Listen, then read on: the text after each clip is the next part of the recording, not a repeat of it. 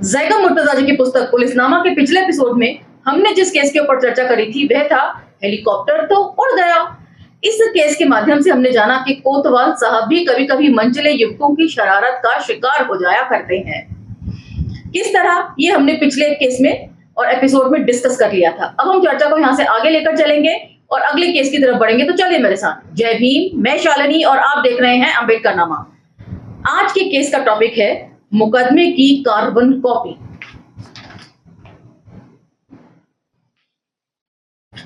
Encounters को लेकर हमेशा ही अटकल लगाई जाती है कि पुलिस द्वारा किए गए एनकाउंटर फर्जी हैं या असली हैं।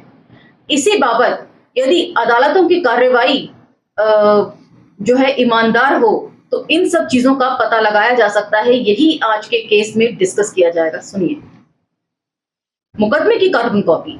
ये बात तब की है जब इलाहाबाद प्रयागराज नहीं बना था। त्रिवेणी संगम पर गंगा और यमुना का पानी तब भी ऐसे ही बहा करता था। हालांकि ये कह पाना मुश्किल है कि पानी तब ज्यादा साफ था या अब ज्यादा साफ है। उसके अलावा यह बता पाना और भी मुश्किल है कि अब तक गंगा और यमुना का पानी साफ करने में देश के कितने रुपए और संसाधन साफ हो गए हैं। तो इन केसेस के माध्यम से सामाजिक सरोकारों को भी ज़ैगा मुर्तज़ा जी यदा कदा उठा रहे हैं इस पुस्तक में। प्रयागराज में उत्तर प्रदेश की हाई कोर्ट है। इस लिहाज से भी ये शहर काफी अहम है। इलाहाबाद का नाम बदलकर प्रयागराज कर दिया गया है। बावजूद इसके प्रयागराज हाई कोर्ट को शायद आज भी कोई नहीं जानता। आज भी लोग इलाहाबाद हाई कोर्ट को ही जानते हैं और ये भी जानते हैं कि वो कहाँ लोकेट है। अब कमेंट सेक्शन में आप मुझे बताइएगा कि इस तरह शहरों के नाम बदल देने से क्या देश की किस्मत को पलटा जा सकता है।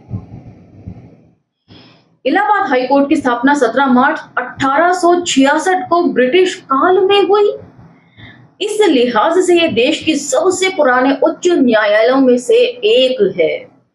हालांकि उत्तर पूर्वी प्रांत के लिए हाई कोर्ट की व्यवस्था 1834 में ही हो गई थी, लेकिन अगले ही साल इसे इलाहाबाद से आगरा ले जाया गया और 1879 में अंग्रेज इसे वापस इलाहाबाद ले आए।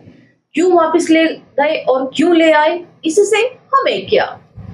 तो इतनी ऐतिहासिक इमारत है इलाहाबाद हाई कोर्ट की, ये तो शायद उसमें काम करने वाले लोग भी इसकी ऐतिहासिक जो अहमियत है उसको नहीं समझते होंगे। खैर, हमारा लेना देना तो उस मामले से भी नहीं है जिसकी सुनवाई उस रोज हाई कोर्ट में हमारे सामने हो रही थी। कम से कम उस वक्त हम उस अदालत में बेवजह दाखिल हो गए थे। यह शायद वर्ष 2000 के आसपास की बात है। उन दिनों अदालतों में ऐसी सख्ती न होती थी। हम उस रोज अदालत में किसी मामले से जुड़ी जानकारी हासिल करने गए थे और उस वक्त अदालत में हाजिर हो गए जब ये मुकदमा सुना जा रहा था। तो देखिए, आजकल तो सख्ती है और आजकल आप इस तरह कोर्ट में नहीं घुस सकते उसके परिसर में, तो मुकदमा सुनने की बात तो बहुत अलग है। यदि ये सख्ती ना होती तो ये सारे किस्से जो है हमारे सामने भी ना आते। उस रोज वह एक व्यक्ति वाली बेंच एक पुलिस एनकाउंटर से जुड़े विवाद पर सुनवाई कर रही थी। मामला सच में बड़ा दिलचस्प था। जिस तरह जज साहब मजे लेकर सुनवाई कर रहे थे, उससे लगता था कि वह दिन में बढ़िया मूड में थे। जज साहब बेवजह की शालीनता और गहन चिंतन चेहरे पर ओढ़े रहते हैं, शायद अदालत में आने वालों पर अपना रुआब डालने के लिए। तो हर प्रोफेशन के अपने कोड ऑफ एथिक्स होते हैं और उसकी कार्यशैली होती है। जज लोग भी ज्यादातर आपको जॉली नेचर के कम और धीर गंभीर मुद्रा में ज्यादा दिखाई देते हैं। शायद ये उनके प्रोफेशन की डिमांड हो। बहरहाल एक दरोगा जी कटघरे में थे और अदालत उनसे सवाल जवाब कर रही थी। हुआ यूं था कि पूर्वांचल के किसी जिले में तैनात एक दरोगा जी ने कुछ साल पहले एक युवक को मुठभेड़ में मार गिराया था। किस जिले की बात है यह नहीं मालूम, लेकिन अल्लाह जाने वह युवक अपराधी भी था या यूं ही दरोगा जी के प्रमोशन का चारा बन गया। हो सकता है कि समाज के लिए वह अपराधी या उदंड रहा हो, लेकिन किसी भी हाल में अपने घर वालों का तो लाडला ही रहा होगा। लड़का मुठभेड़ में मारा गया तो उसके घर वालों ने फर्जी एनकाउंटर का आरोप लगाया। ऊपर तक पुलिस से शिकायतें की। जब कहीं भी सुनवाई नहीं हुई तो फिर न्याय की उम्मीद में वह अदालत के दरवाजे तक चले गए। इस बाबत तो आपने जॉली LLB 1 और 2 दोनों फिल्में देखी होंगी।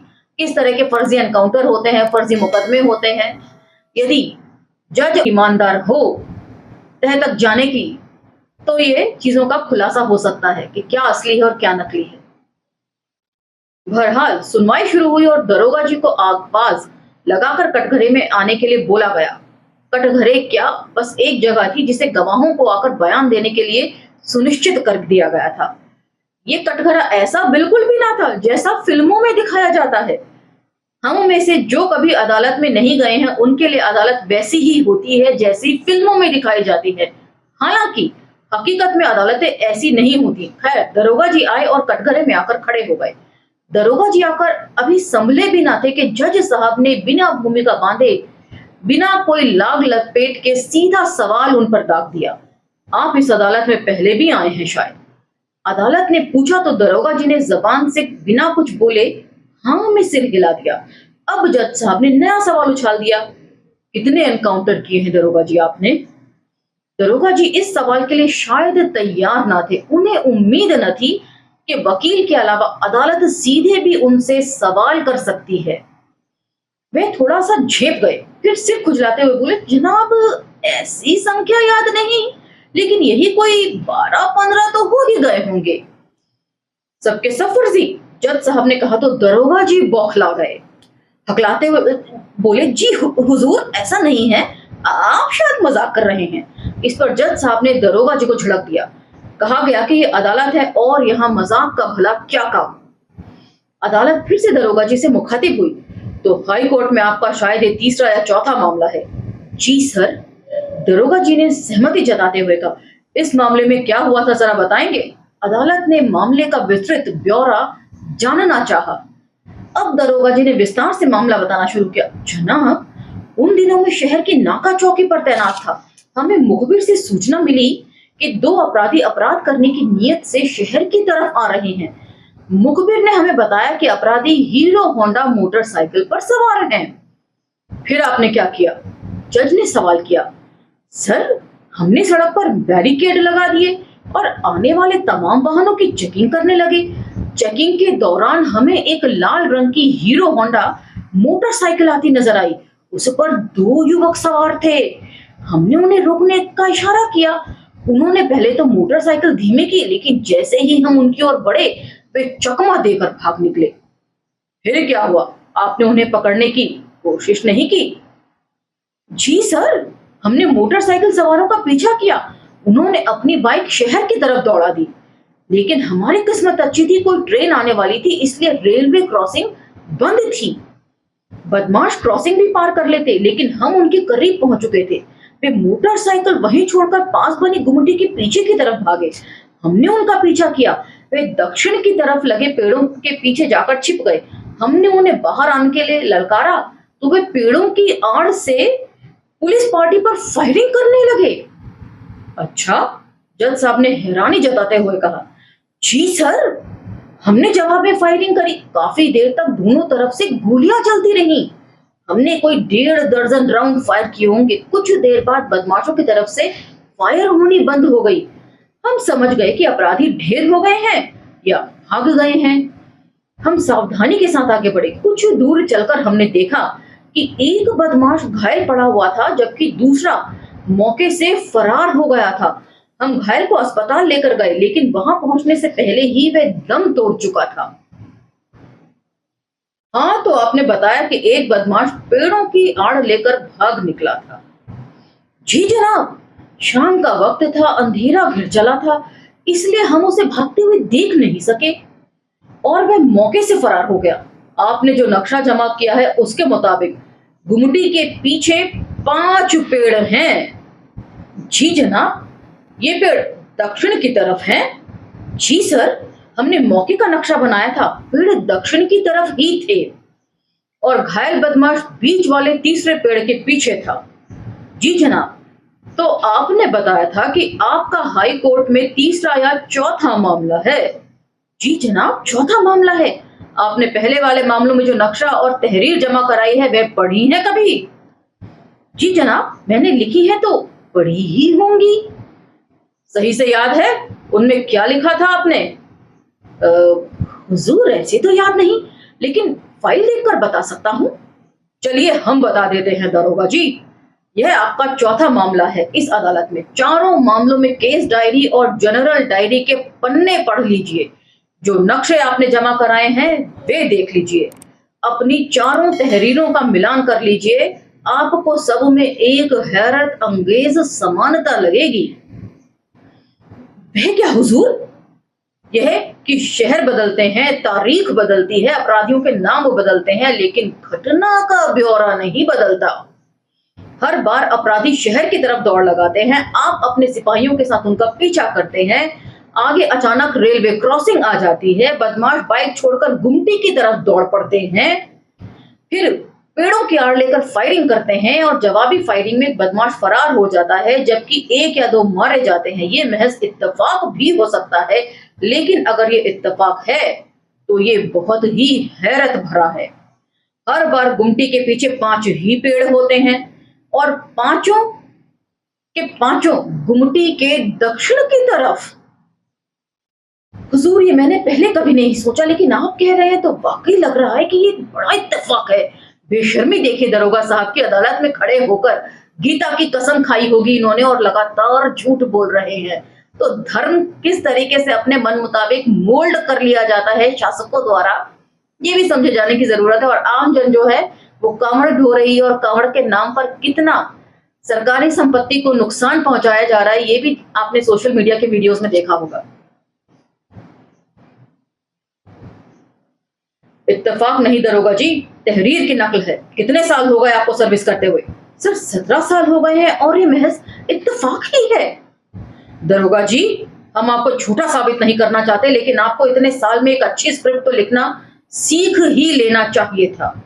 जज ने जब ये कहा तो वहां मौजूद सब लोग हंस पड़े। दरोगा जी झेप गए। जज साहब ने लोगों को शांत रहने के लिए कहा और फिर दरोगा जी से मुखातिब हुए। ये कहानी आपकी पिछली तमाम कहानियों की कार्बन कॉपी भर है।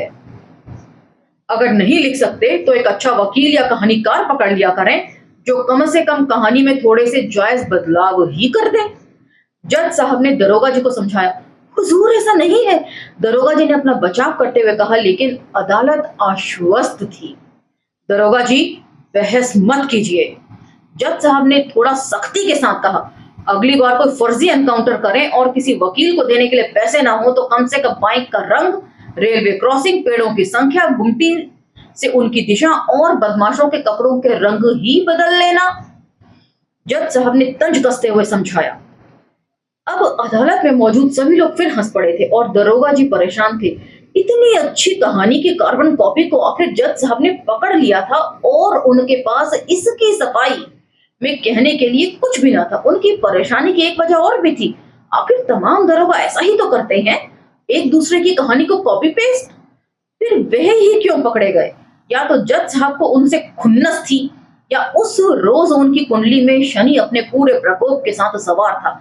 जो भी हो, दरोगा जी अपने झूठ के जाल में खुद फंस गए।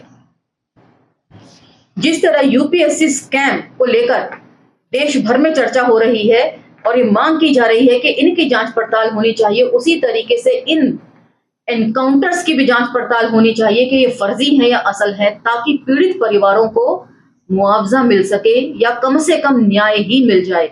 ऐसे केसेस में तो मैं समझती हूँ अदालतों से न्याय मिलना ही सबसे बड़ा मुआवजा होता होगा। इस बारे में आप क्या सोच रहे हैं, ये कमेंट सेक्शन में मुझे जरूर बताइएगा।